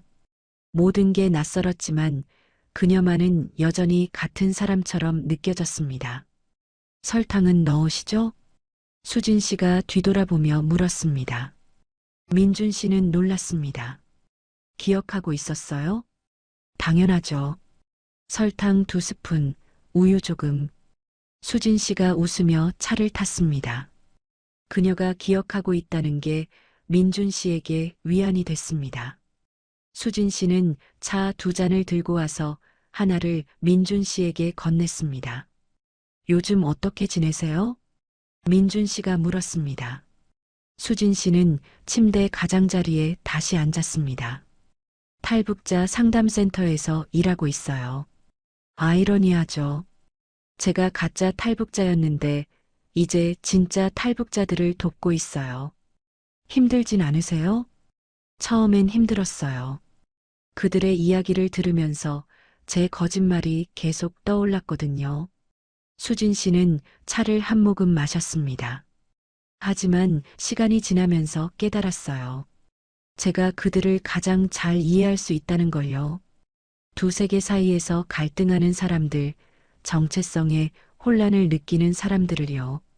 민준 씨는 고개를 끄덕였습니다. 그녀의 말이 이해됐습니다. 새 이름은 뭐예요? 박지혜예요. 흔한 이름이죠. 일부러 평범한 걸 골랐어요. 지혜 씨, 민준 씨가 그 이름을 불러봤습니다. 낯설었지만 천천히 익숙해질 수 있을 것 같았습니다. 그렇게 부르니까 이상해요. 수진 씨가, 아니 지혜 씨가 웃었습니다. 저도 아직 적응이 안 돼요. 누가 지혜라고 부르면 한참 후에야 제 이름인 걸 깨닫곤 해요. 시간이 필요하겠네요. 네, 많이요. 지혜 씨는 창밖을 바라봤습니다. 민준 씨, 정말 괜찮으세요? 저와 다시 시작하는 게. 솔직히 말하면 확신은 없어요. 민준 씨가 대답했습니다. 아직도 가끔 화가 나고 배신감이 들어요. 하지만 동시에 당신 없이는 살 수 없다는 것도 알아요. 저도 마찬가지예요. 지혜 씨가 민준 씨를 봤습니다. 민준 씨를 생각하면 죄책감에 잠을 못 잘 때가 많아요. 하지만 당신을 사랑하는 마음만큼은 거짓이 아니에요. 그럼 천천히 가요. 민준 씨가 제안했습니다. 서두르지 말고 처음부터 다시 시작하는 거예요. 진짜 서로를 알아가는 거죠. 지혜 씨는 잠시 생각하다 고개를 끄덕였습니다. 좋아요. 그렇게 해요. 그날 밤 민준 씨는 늦게까지 있다가 서울로 돌아갔습니다. 헤어지기 전에 지혜 씨에게 말했습니다. 다음 주 토요일에 다시 올게요. 괜찮으세요? 네, 기다릴게요. 그렇게 두 사람의 새로운 시작이 됐습니다. 다음 주 토요일 민준 씨는 약속대로 찾아갔습니다. 이번엔 꽃다발을 들고 왔습니다. 지혜 씨는 꽃을 받고 놀란 표정을 지었습니다. 이게 뭐예요? 첫 데이트니까요. 꽃을 준비해야죠.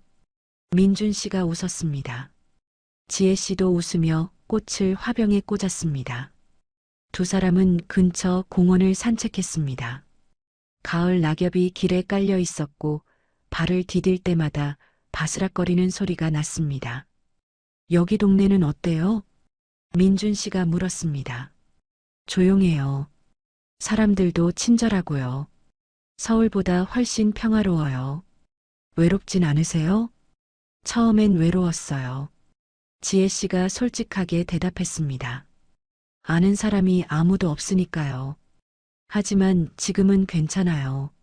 상담센터 동료들도 생겼고 이웃들과도 인사를 나눠요. 민준 씨는 안도했습니다. 그녀가 잘 적응하고 있다는 게 다행이었습니다. 벤치에 앉아 커피를 마셨습니다. 지혜 씨가 민준 씨에게 물었습니다. 부모님께는 뭐라고 하셨어요? 아직 말씀드리지 못했어요. 민준 씨가 고개를 숙였습니다. 당신과 다시 만나고 있다는 걸 어떻게 설명해야 할지 모르겠어요. 이해해요. 저라도 믿기 힘들 테니까요. 지혜 씨가 쓸쓸하게 웃었습니다. 언젠가는 말씀드려야겠죠.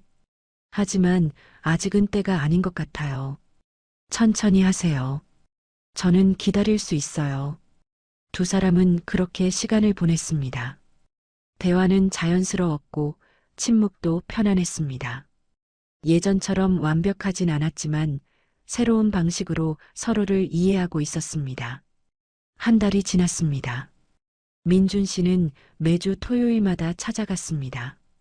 때로는 함께 영화를 보러 갔고, 때로는 산책을 했고, 때로는 그냥 집에서 차를 마시며 이야기를 나눴습니다. 조금씩 아주 천천히 두 사람 사이의 신뢰가 쌓여갔습니다. 어느 날 저녁 지혜 씨가 민준 씨에게 말했습니다. 제 진짜 이야기를 들려드릴게요. 거짓 없이요.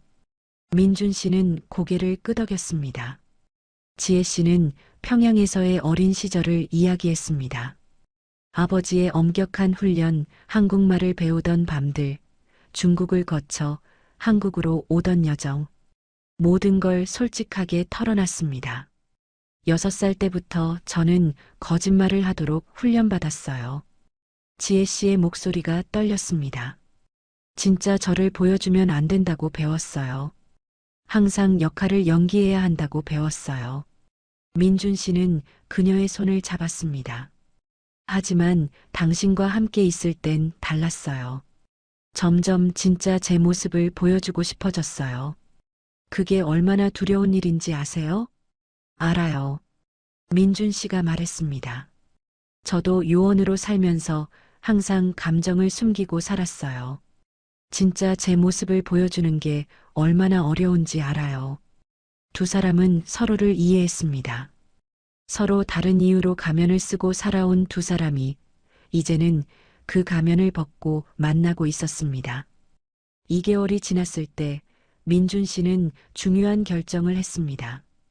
부모님께 말씀드렸어요. 당신과 다시 만나고 있다고요. 지혜 씨는 놀란 표정을 지었습니다. 뭐라고 하셨어요? 처음엔 믿지 못하셨어요. 화도 내셨고요. 민준 씨가 솔직하게 말했습니다. 하지만 제가 진심이라는 걸 아시고는 받아들이셨어요. 시간이 걸리겠지만 언젠가 당신을 만나보고 싶다고 하셨어요. 지혜 씨의 눈에 눈물이 고였습니다. 정말요? 저를 용서해 주신다는 건가요? 용서가 아니에요. 이해하려고 노력하신다는 거예요. 민준 씨가 그녀를 안았습니다.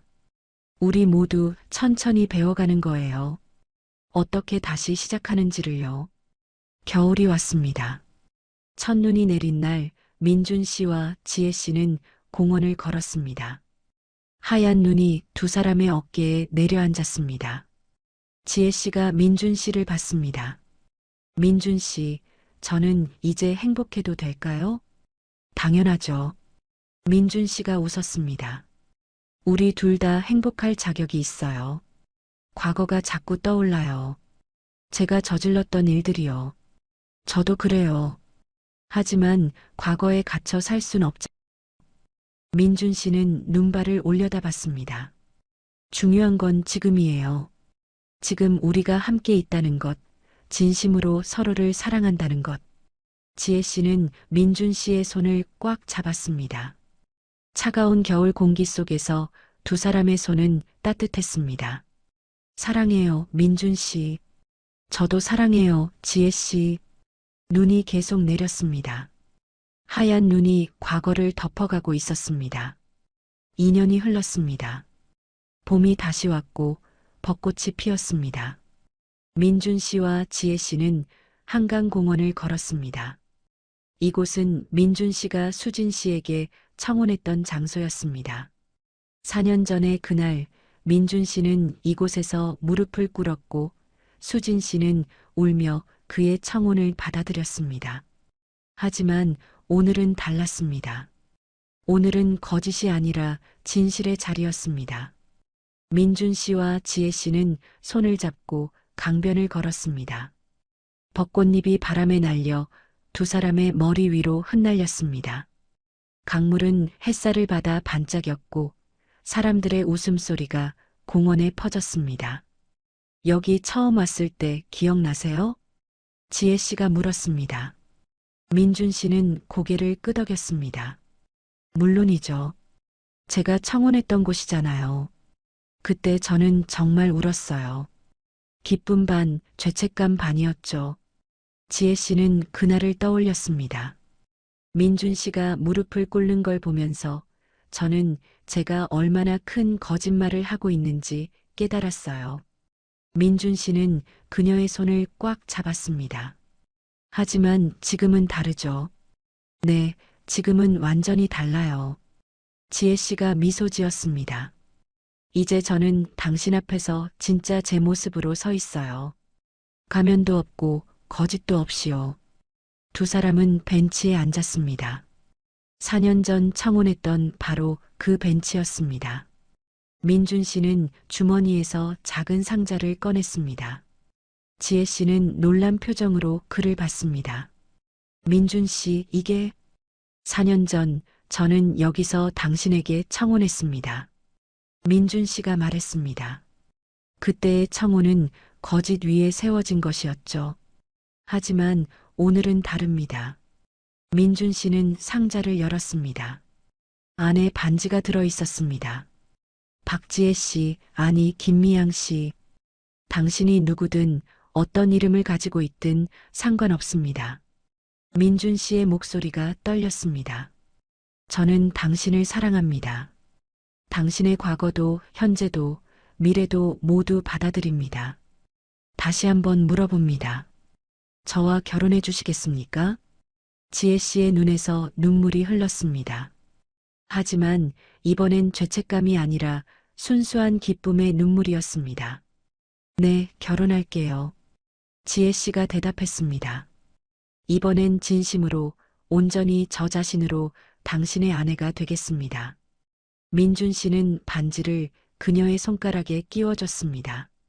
4년 전에 샀던 반지가 아니었습니다. 새로 준비한 반지였습니다. 새로운 시작을 위한 새로운 반지였습니다. 두 사람은 일어나 서로를 안았습니다. 벚꽃잎이 두 사람 주위로 흩날렸습니다. 마치 축복처럼, 마치 용서처럼. 강물은 계속 흘렀고 시간도 계속 흘렀습니다. 과거는 강물처럼 흘러가고 미래가 그 자리를 채우고 있었습니다. 민준 씨, 가끔 꿈을 꿔요. 지혜 씨가 민준 씨의 품에 안긴 채 말했습니다. 어떤 꿈이요? 처음부터 다시 시작하는 꿈이요. 거짓 없이, 공작 임무도 없이, 그냥 평범하게 당신을 만나는 꿈이요. 그랬으면 좋았을까요? 민준 씨가 물었습니다. 지혜 씨는 잠시 생각하다 고개를 저었습니다. 아니요. 우리가 겪은 일들이 없었다면 지금의 우리도 없었을 거예요. 맞아요. 민준 씨가 동의했습니다. 고통이 있었기에 지금의 행복이 더 소중한 거죠. 지혜 씨는 민준 씨에게서 떨어져 그의 얼굴을 바라봤습니다. 저는 제 과거를 후회하지 않아요. 그게 저를 만들었고 당신을 만나게 해줬으니까요. 다만 당신에게 상처 준 건 평생 미안할 거예요. 저도 당신을 의심했던 것, 완전히 믿지 못했던 순간들이 미안해요. 민준 씨가 말했습니다. 하지만 그 모든 것들이 우리를 여기까지 데려왔어요. 두 사람은 다시 걷기 시작했습니다. 한강 다리가 보이는 곳까지 걸었습니다. 석양이 지고 있었고 하늘이 붉게 물들었습니다.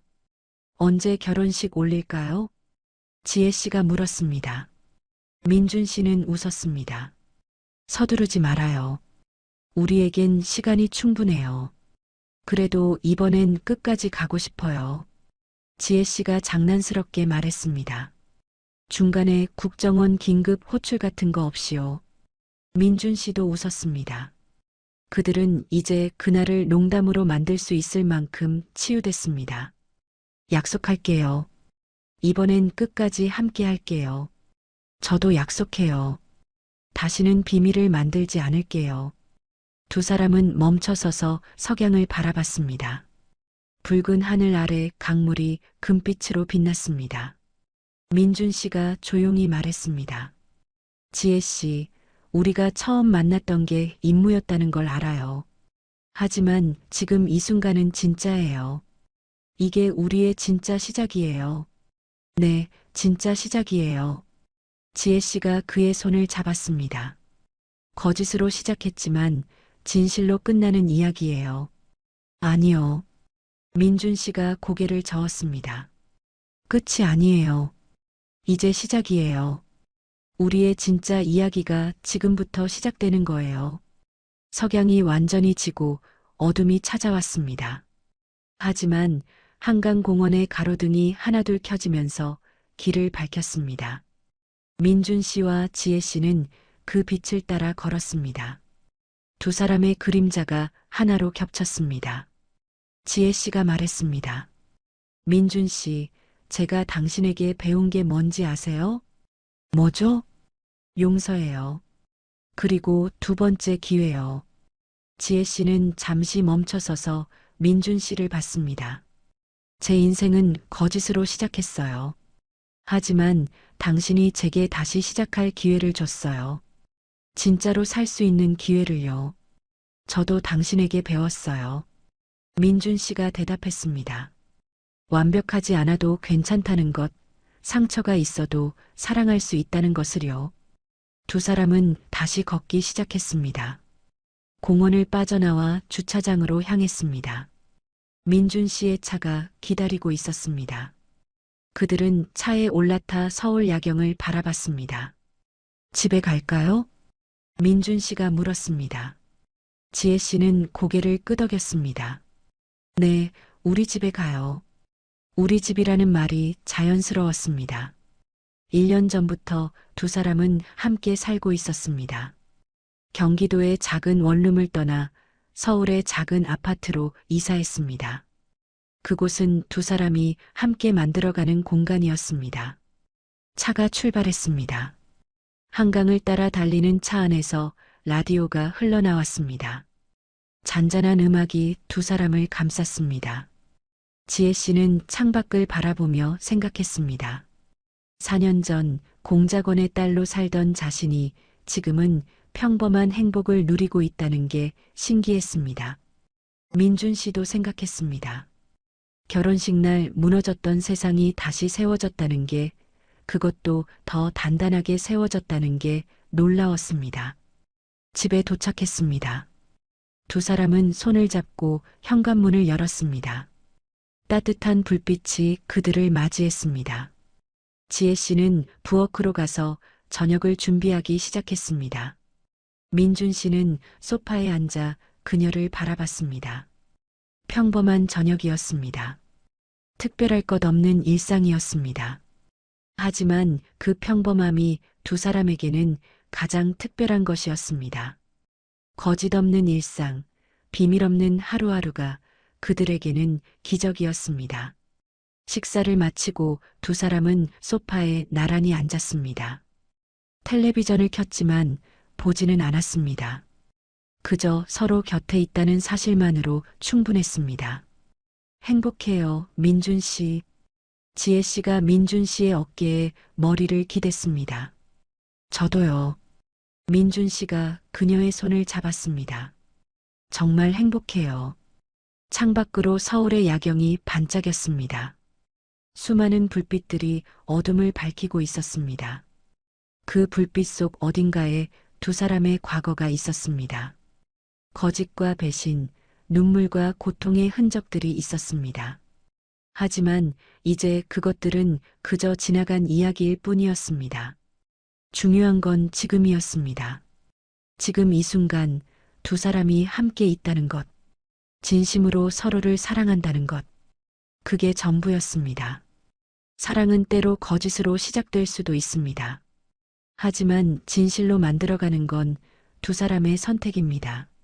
민준 씨와 지혜 씨는 그 선택을 했습니다. 과거를 용서하고 현재를 받아들이고 미래를 함께 만들어가기로 한 것입니다. 그것이 그들의 이야기였습니다. 완벽하지 않지만 진실한 이야기였습니다. 여러분, 오늘의 이야기는 여기까지입니다. 사랑이 무엇일까요? 완벽한 시작일까요? 아니면 불완전함을 받아들이는 용기일까요? 오늘 이야기 속 민준 씨와 지혜 씨는 가장 최악의 방식으로 만났습니다. 거짓과 배신으로 시작된 관계였죠. 하지만 그들은 그 거짓 속에서 진실을 찾았습니다. 우리는 모두 불완전한 존재입니다. 과거에 실수를 하고 때로는 남을 아프게 하기도 합니다. 하지만 중요한 건 그 실수를 어떻게 대하느냐입니다. 계속 과거에 갇혀 살 것인가 아니면 용서하고 다시 시작할 것인가. 민준 씨는 지혜 씨를 용서하는 선택을 했습니다. 쉬운 선택은 아니었을 겁니다. 하지만 그 용서가 두 사람 모두를 자유롭게 만들었습니다. 지혜 씨도 마찬가지였습니다. 자신의 과거를 고백하고 진실한 사람이 되기로 선택했습니다. 때로는 두 번째 기회가 첫 번째보다 더 아름다울 수 있습니다. 왜냐하면 두 번째 기회는 모든 걸 알고도 선택하는 것이기 때문입니다.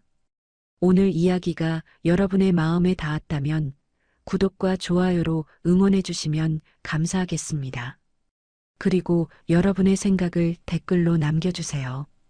여러분이라면 민준 씨처럼 용서할 수 있었을까요?